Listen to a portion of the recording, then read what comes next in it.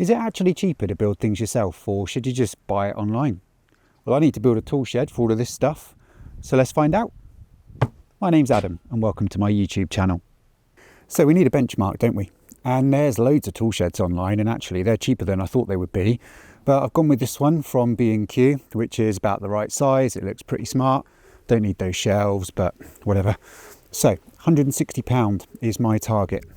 So I've been to Wickes, I've got some wood, and here's what I'm going to build it out of. So for my American friends, Wickes, by the way, is like a big box store. The biggest here in the UK is probably B&Q, but not that great for wood. So Wickes is where you go. Got a mixture of like DIYers and trade people that go there. So I've got it from there rather than my local wood yard because it's accessible and it's what most people might do. So for a good comparison. But from there, I got 5 2x4s. I'm going to chop them down actually, so they're 45 by 45, a bit like that shed there, or that potting house rather, so save some money that way. Got a pack of batten for all the trim bits. I've got some 100mm by I think 22mm kind of wooden planks. I'm going to build the doors out of those. And down here I've got a small length of OSB for the roof. Now I still don't know what I'm going to build the floor out of yet, but yet again my brother hooked me up with some reclaimed, I think they're 3x2s off an old pallet, so I might cheat a little bit and build the floor out of that. So I'm not going to tell you what all this lot costs just yet. I'm going to save that reveal for the end, but I can tell you that it's already pretty close, and that's not even taking into account the roof felt, which I'll need for the roof obviously, all the hardware, so all the screws I'm going to use, and the door handles and the hinges for the door too. So £160 is the benchmark. Can it be done? Let's find out. The first job is to build the carcass of the shed, and I'm going to build it out of 45 by 45 or 1 3/4 square treated lumber. I'm doing this for strength and for quality compared to factory built sheds, which are built out of really weedy lumber. They're built to a cost, obviously. I think this shed will be stronger and hopefully better quality. The problem with that is cost. A length of this 2.4 meters is £7.80 per length. So in order to try and save money and get within that target budget, I've decided to buy 45 by 95 4x2s or 1 3/4 by 3 3/4 inch 2.4 meter lengths, which are £7, so 80p cheaper than buying the 45 square. So the plan is to cut these in half, and then I'm getting 4.8 meters of 45 by 45 for £7 rather than 2.4 meters for £7.80. So effectively I'm doubling my money. That's the plan anyway.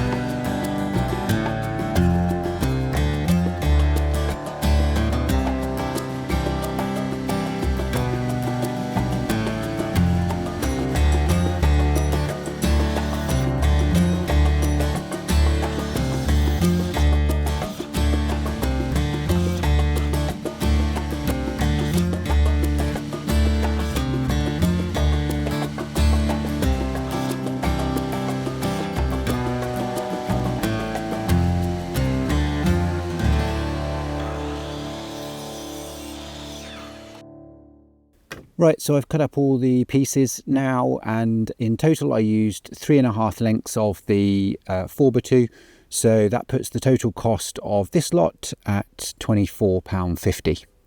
Now it's time to screw it together. This frame is simple. It's a rectangle at the front and back joined together with stretchers. On top of that is a roof with a 45-degree gable, also joined together with the stretcher that sits on top. I've doubled up on the studs at the front so that the door is inset from the sides, and there's also a middle stud on the rear for rigidity and to give me something to nail the cladding to. And it's all screwed together with wood screws.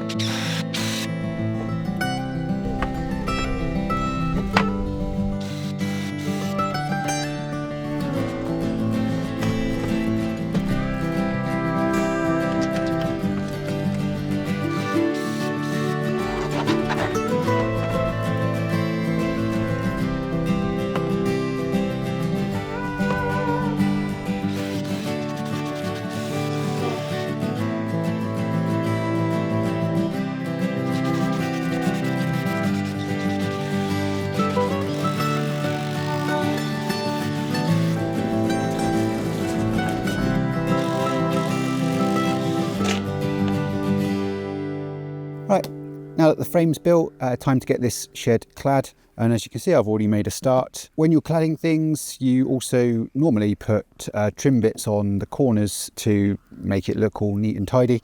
And call me weird, but I like to put the trim bits on first, so I've got a hard edge to reference the cladding up against.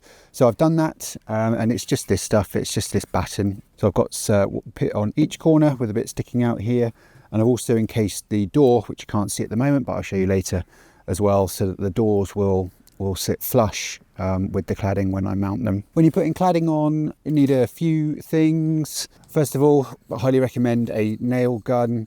If you're doing this a lot, if you're going to build more than one shed, it's probably worth the investment. And also a spacer for making sure that the cladding is evenly spaced. Oh, and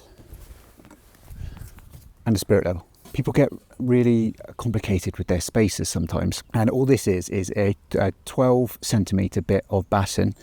And what you do is get your bit of cladding, pop it in here, get the spacer, pop it so it's flush to the bottom of the next piece, and that's now equidistant as all the others. And pop a spirit level on top just to make sure it's level, and then pop some nails in.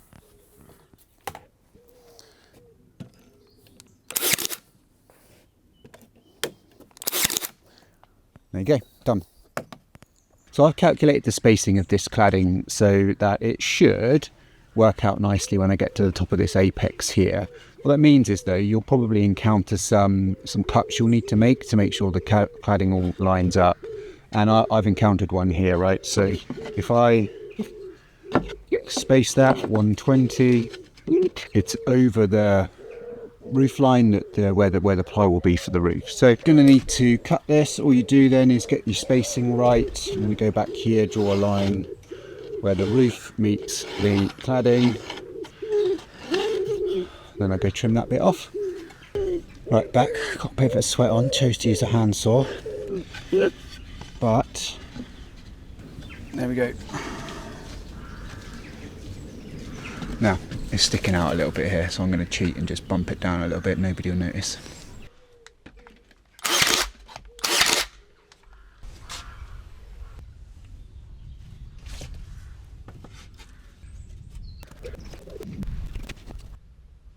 So when it comes to cladding the gable end, there's a couple of options as to how you might want to do this. Now the pros would probably just like stick a bit on, bang, bang, bang, and then come back and trim it all at once with a saw. I've chosen the slightly more laborious route, and I'm trimming the pieces to the right width as I go.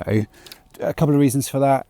One is that my handsaw's pretty blunt, so coming in and trimming these off afterwards is a bit too much hard work, and I don't have an alternative tool that would do that. Maybe the multi-tool would do that if you went in from behind. So I'm probably taking a little bit more time than I need to here.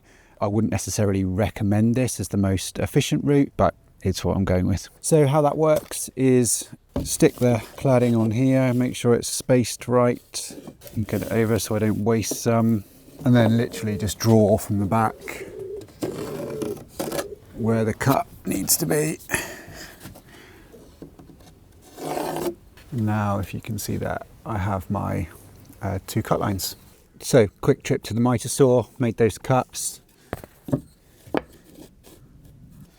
there you go, it's all nice and trim. Look.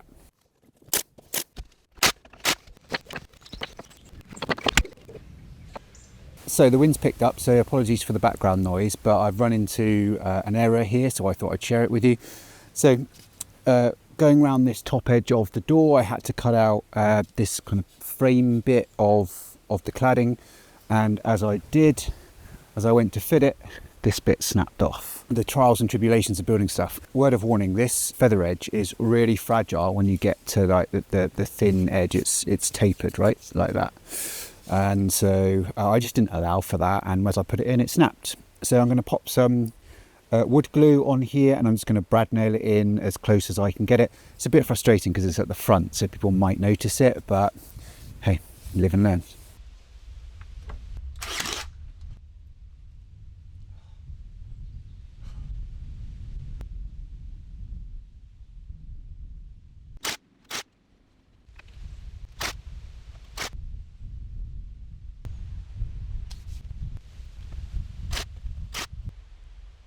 Again, apologies for the wind. It is blustery around here, but with the cladding now done, I think it's time to have a bit of a tally up. I'm about just over halfway through, I think. So with the trim, I used 5 lengths of batten, which cost me £22.50 in total. With the feather edge, I used 14 lengths of that, or just over 2 packs, and that cost £64. So adding that to the cost of the carcass, which was £24.50, just over the halfway point, total cost for this so far is £111. And I make that about 70% of the 160 target price. There's still a lot left to do. I've got the door to put on, the roof to do, the floor to do, all the felt for the roof, not to mention all the hardware as well. I don't know whether I'm going to build this cheaper. That cost is in doubt, but I have some cost saving tricks up my sleeve, so let's find out. Well, when I said cost saving tips, what I really meant was I'm going to cheat a bit and use some material that I had lying around in the shed. So with the floor, what I've used is some of this, I think they call it V-groove cladding. This is off of an old playhouse that the girls had that we took down a little while ago. It's not in great condition. It's about 10 mil thick and just goes together in the V groove like that. So what I've done is popped some of this batten either side on these edges here, screwed that in, and then I have nailed these down with the brad nailer on top of that. And it looks pretty good, actually. I'm pretty happy with that. If I was a pro, I would tell you to use 18mm OSB and mount it properly for strength. But as I'm just showing you how I build a shed rather than telling you how it should be done, this is the way I did it. Cost £0. The roof's made out of 12mm OSB. I went with 12mm over 18 for cost saving reasons. If I was a pro, I'd be telling you to use 18mm for strength. This is simply cut to size on the table saw and then brad nailed onto the kind of structural timber underneath. I did make a bit of a mistake cutting this. I used the dimensions in my Fusion 360 model to cut the width of this, and actually what I didn't allow for was how far this cladding, this feather edge stuck out. Now I want to put a bit of trim bit on the front, and with the original width I'd cut it to, I wouldn't have had space for that trim. So I had to effectively just stick another bit on the end to give me this overhang here. Lesson, things that you model in Fusion 360 don't necessarily translate into the real world, so just pause and take your time, unlike me. And this is what it looks like with the felt and the trim on. Looks neater than I thought it would, actually. So here I have the door of the shed all laid out, ready to assemble. This is effectively a gate style door. I've got 5 lengths of the 100mm by 22mm rough sawn lumber laid out side by side, joined together with 2 rails, and then I will brace it with this bit here where the hinges meet the door to stop it from dropping. The rough sawn lumber was, well, as described, a little bit rough. This is an example of it before, and I've just given these On the front, a little plane, taking like 0.1 mil off with the electric planer. I sanded that, and I also applied, you might not be able to see it, but I also applied a little chamfer to the bits where the planks will join, just to make a feature out of it really. We'll see whether that comes through or not, but that's the plan. Not made a door like this before. I'm a little bit worried about wood movement when it gets wet, so I've got 2 mil spaces in between each of these planks, which will give me 2, 4, 6, 8 mil worth of movement side to side, and there'll also be a 3 mil gap between the door and the frame, which hopefully will be enough to deal with any expansion and contraction as the weather changes. One last thing, this door will brace up against the bottom of the door frame, so I've cut effectively a little lap joint out of the bottom so that it sits nice and flush to the frame, and should help with weather sealing, I think.